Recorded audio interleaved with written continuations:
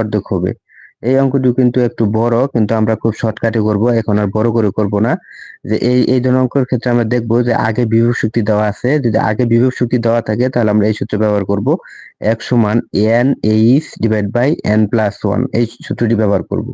এখন এই সূত্রটি ব্যবহার করার পরে আমরা n হচ্ছে অর্ধেক হবে, অর্ধেক, তাহলে অর্ধেক 1/2, আর h এর মান ছিল 60, ভাগ হচ্ছে n+1 মানে অর্ধেক প্লাস 1। এটাকে যদি আমরা ক্যালকুলেশন করি তাহলে উপরে আমাদের কাটাকাটি থাকবে 30, অর্থাৎ উপরে হচ্ছে আমাদের 30 এবং নিচে আসছে 3/2। এটাকে যদি আমরা ক্যালকুলেশন করি তাহলে এটাকে ক্যালকুলেশন করলে আমরা পাবো 30 গুণন 2/3, 3 × 30, 10 × 20, তাহলে এটি উত্তর হচ্ছে আমাদের 20 মিটার।